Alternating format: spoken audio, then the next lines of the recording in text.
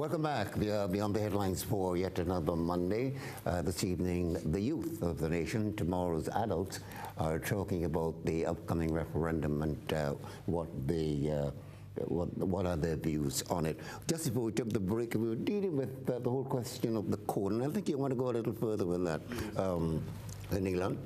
With this amendment, it states that what would happen is that a code of conduct for persons holding public office would be established. Now, us as young people, when we go out to vote for this particular bill, we do not understand what the code of conduct is. So what we would like to know is what specifically would be the code of conduct. Because in our minds, the code of conduct could infringe on our religious beliefs, or religious rights, or religious practices. For example, if I'm a Muslim, Muslims tend to dress differently from the rest of us. So would they be forced to not wear the hijab, is it? Yes, exactly. Yeah, would they be forced not to wear that if they decide to attain a public office? That would be infringing on their religious right or religious belief, and that would be contradictory towards fundamental rights and freedom. Right. Because they would have this bill, fundamental rights and freedom, gives them the freedom of expression. They have that right to express their religious belief, etc. All right. And concerning the Caribbean court, well, I think Brandon spoke on behalf of all of you. Okay.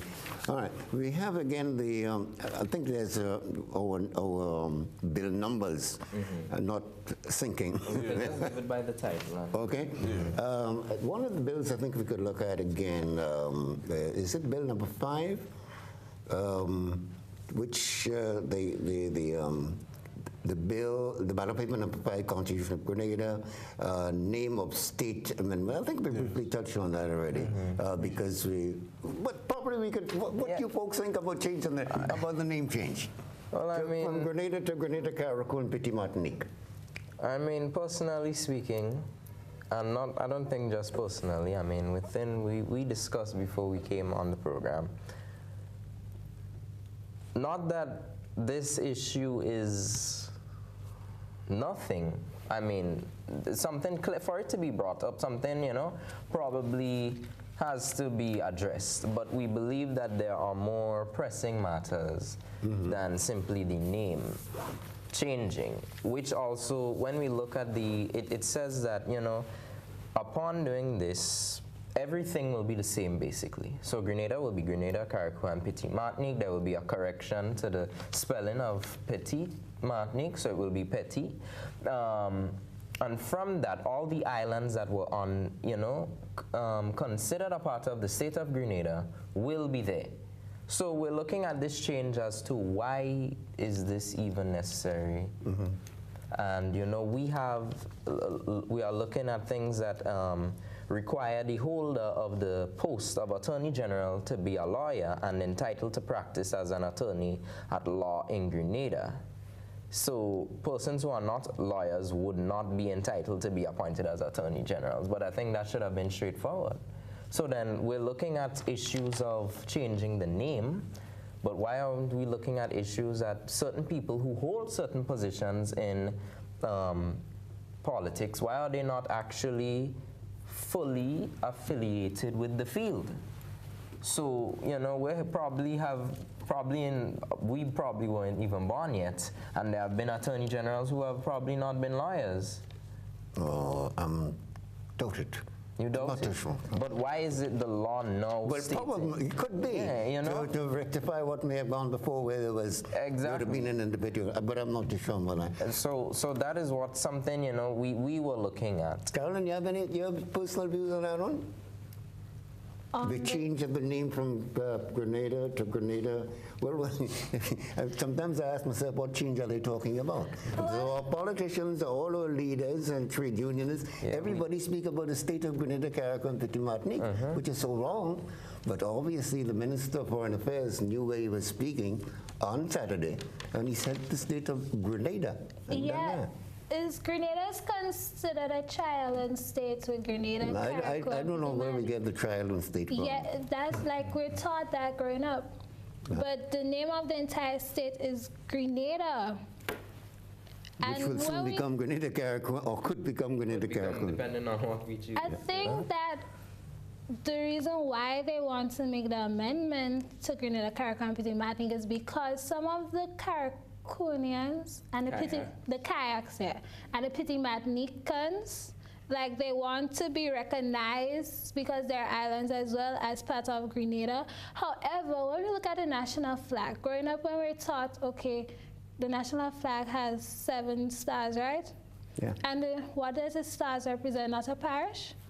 The parish. We have the parish of St. George, the parish of St. John, the parish of St. Mark, the parish of St. Patrick, the parish of St. Andrew, the parish of St. David, and the parish of Carriacou and Petit Martinique. It's considered a parish, therefore it's part of Grenada. So technically, I don't really see a necessity for the change of the name of the state, but to accommodate other views of the Grenadians, I think they want to make the amendment to satisfy the wants of some of the people of society. Mm-hmm. But did you know that the Constitution, the 1973 Independence Constitution, I think it's chapter 110 or something like that, provides for Carriacou to have local government since then. Right. So it's almost since independence time, which I think is a more important issue rather than having the name changed. Exactly. I mean, I don't know how much more it will bring to Carriacou and Petit Martinique, but I would have thought, you know, that opportunity is there for them, for the people on the sister islands, to have self-government and manage their own affairs somewhat. Mm-hmm. If they want to be an independent.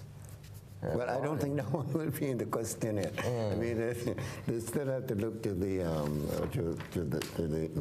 state, the main country. All right. All right, so let's leave that one there. Oh, by the way, callers, if you have any comment you'd like to make, be sure to give us a call. The number is 440-1252. My apology, 440-1252. And remember to keep the volume of the monitor at a very low level and follow the conversation on the telephone. We're discussing the referendum coming up and the issues to be raised during the referendum date, which is the 27th of October. What's the next bill of interest? Bill number 7? Swearing of allegiance. Bill number 7, well, I have to read it also because I don't think our numbers are not the same. The main purpose of this bill is to amend the Constitution to debar or prevent someone, from appointed to the office of Prime Minister, if that was, well, we did that already. That's we a looked at question of... But being in that range, we could talk about ensuring the appointment of the leader of the opposition. Okay, we'll come to that. Let me just, let's go to the telephone line. Beyond the headlines, good evening. Good evening. Good evening to my 3 sweet people here. All right, Brenda's kids. I really want to compliment these young people for taking the role that they have taken and for the analyses that they have made over these things and the comments, because these are all very relevant, and that is what the people are saying. And so the tone has not been from the elderly people or the middle-aged people, but the young people have the same issues that is generally observed in this referendum.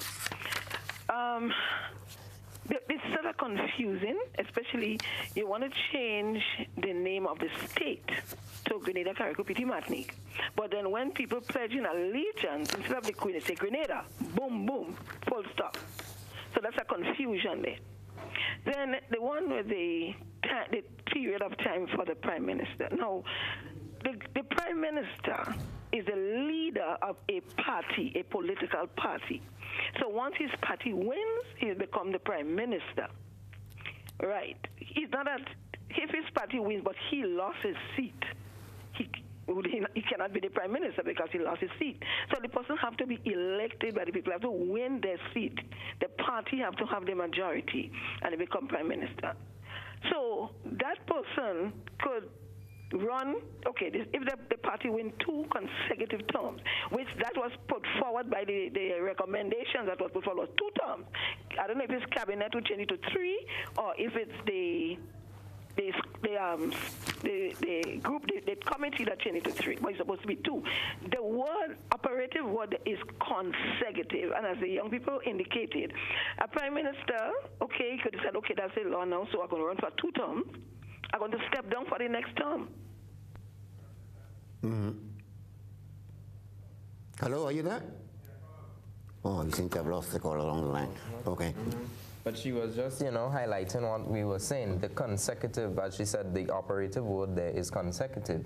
So does that, can I fall off the 2 years after winning and then come back and then run for 2 years again? Okay. That's the main question. So there are certain things that are still unclear. And for being exposed to it and getting to sort of understand the bills, can you imagine the man who is not informed about this at all?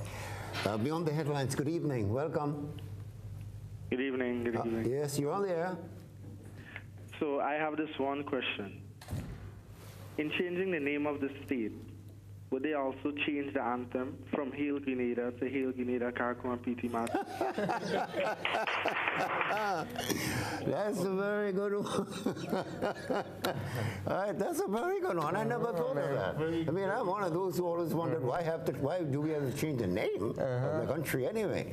But this is interesting. You ever thought of that? I mean, Because like when you're looking at changing the name, like Grenada is found in a lot of other parts of tributes to the country itself. Some of our independent songs, like our national anthem itself. So if they're going to change the name of the state, if the 2/3 majority of the voters that go out on that day vote and say yes, they want the name of the state to be changed, not only do we have to make amendments to the Constitution, but we might end up having to make amendments to some of the independent songs and to our national anthem.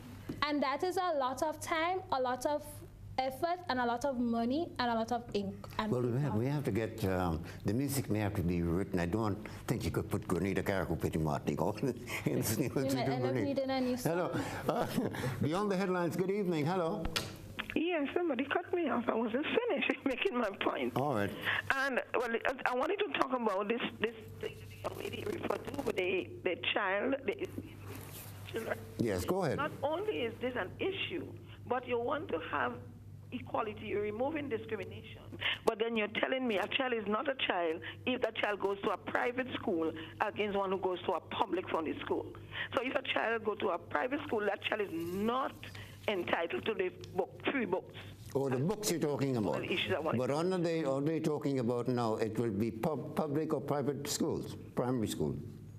Yeah, what it said is that children who attend private primary schools would not be being on the school book program. Okay, all right. Only those who are going public-funded schools. Okay. So that's a discrimination. And as the young lady intimated, you're trying to get rid of discrimination, but you are already discriminating against children who attend private primary schools. All right. All right. Okay. Thank you very much for that. It's still on my mind, this one that came up. Do we have to change the anthem? Hail Grenada, Carriacou and P.T. Martin. and also when we analyze the Rights and Freedoms Amendment, we have the Directive Principles of State Policy, which it says the Directive Principles of State Policy. Just stick a pin there. Let me just say this, because sometimes they're on the side. Beyond the headlines, good evening. Hello. Good evening, Sir Joseph Smith. Good evening, sir. Good evening to your guests, young men and women. I feel good to hear you talking these issues. It's a pity that it's so late for this conversation. These are the things you should have been saying or should have said prior to the stage we've reached here today. Because indeed, what you're saying now and your comments and your observations shall change nothing. It's a pity. But maintain your position, and I hope that you would work it out the day you go to vote and vote no, rejecting these impositions upon you. But listen to the one, the young lady made a very significant comment a while ago, Citizen Smith, and I want to take her up on it. And to commend Ernest, as a matter of fact, young lady, you referred to the children, issue related to children. The United Nations Convention on the Rights of the Child categorizes a child as under 18 years, 1/8. But in this bill, where they propose to enhance the rights of the children, enhance means bettering, they change it to 16. So after that, they can ask you out to nobody. The previous caller also mentioned the issue of going to the schools. So only because you go to a public school, what is being placed in there will be referent to you. Other than that, you're nobody. The other issue, that of children and people with disabilities in general. Article 24 of the United Nations Convention on the Rights of Persons with Disabilities guarantees educational opportunities for people with disabilities at all levels, tertiary levels, adult education, and listen to this one, young men and women, lifelong learning opportunities. You hear that? Lifelong. Why? The reason being that people acquire disabilities on the way. Tell me, what is proposed there that after 18 years you dumped as a person with disabilities and after that you have nothing to get? Can this be an enhancement of your rights? Open your eyes, little ones. I appreciate your efforts, but I want you to seriously consider that these impositions, without any previous input on your part, should activate you and motivate you to reject all these things that have been imposed upon you by this bunch of... All right, Mr. Okay, Citizen Rollo, thank you very much for your contribution. Any quick comment? I mean, the issue of the child truly is one that we have to address, but it's as he said, right about now, making changes to that it's late. But it's not too late for us to be informed of what we're going to do. I mean, vote no or yes. It would be foolish to not vote. We have another caller with us. Beyond the Headlines, good evening. Hello, good night. Yeah. Yeah, I'm listening to the program there, and I want to applaud the youth for them for the participation in the program there. I'm calling from Pitty-Matnick, right? Uh-huh. And I'm listening there about the name of state, the change, right? Now, what I'm observing here is like some sort of confusion in people's mind. This thing is a straightforward thing, This thing is straightforward.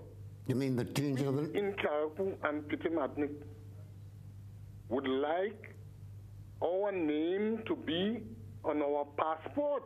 Yes, sir. I don't think that's an issue, We understand that. As a matter of fact, it's being put to the vote.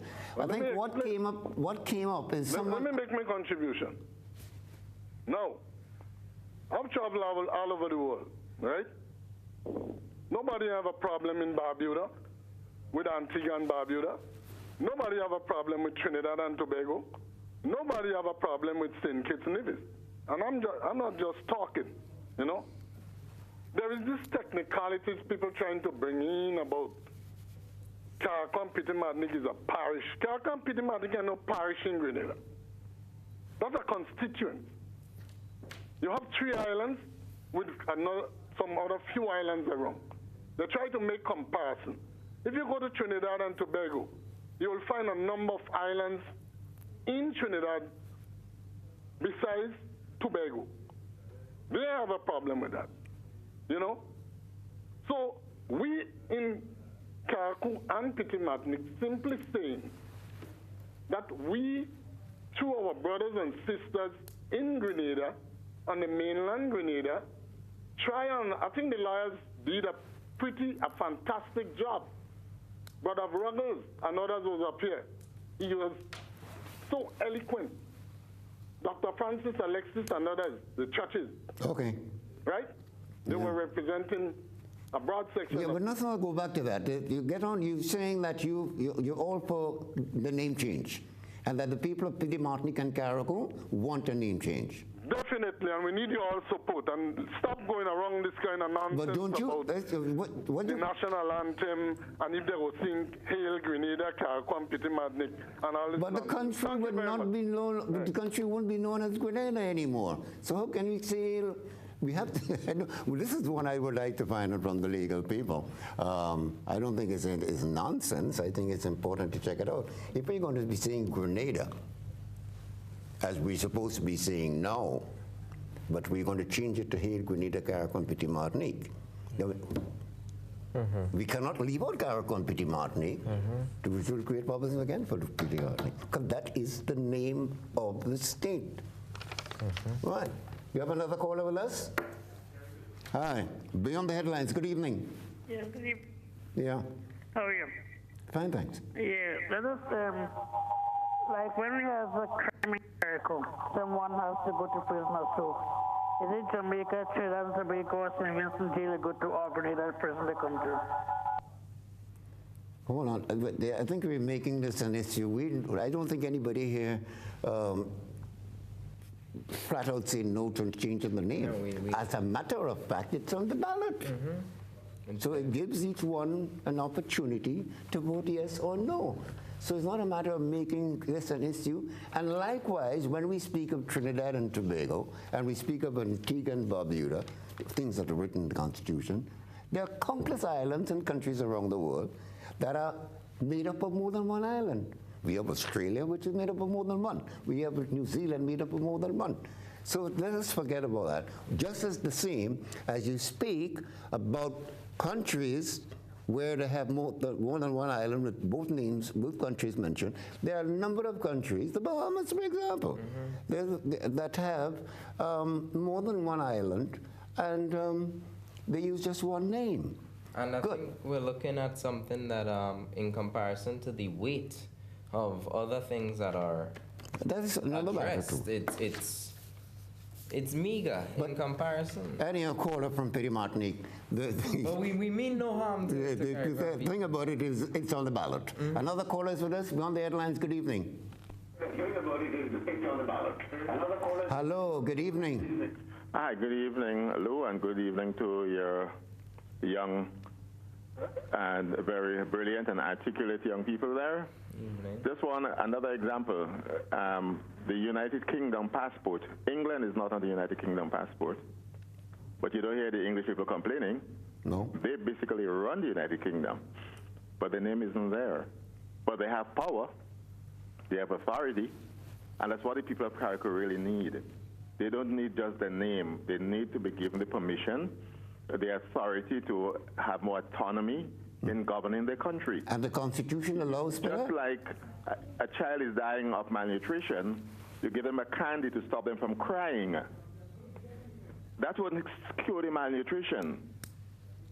So they need more than just the name change. They need more than the candy. Now, I want to just ask, were any of these three fine young people involved in any way in the constitution reform process? Because we seem to be confusing constitution reform process. We're confusing it with the referendum. The referendum is an event. Constitution reform is a process which is supposed to be participatory. Were any of these young people who are going to be the leaders of our country for many years to come, were they in any way involved in that process of reforming let's put it the Constitution? Were they part of those bills? They seem to be very ignorant of them. Obviously, they were not involved. They just asked now to comment on them when they already sealed in stone. Okay, let's put it to them. Any one of you been involved in the process? Already sealed in stone. Brandon, you were involved in the process leading up to where we are today? Doesn't seem so. I mean, I will just come out and say that I represent the common man at this point in time, and the common man coming forth in trying to understand what is about to happen to our country in terms of, as the caller said, the event of the referendum. But in terms of shaping the bills, I, as a young person, don't feel that there was much opportunity granted for us to even really shape this. I could be wrong, but as the common man, that was not something that was evident to me. Okay. We take another short break here, but don't you go away. There's more when we return. The other headlines.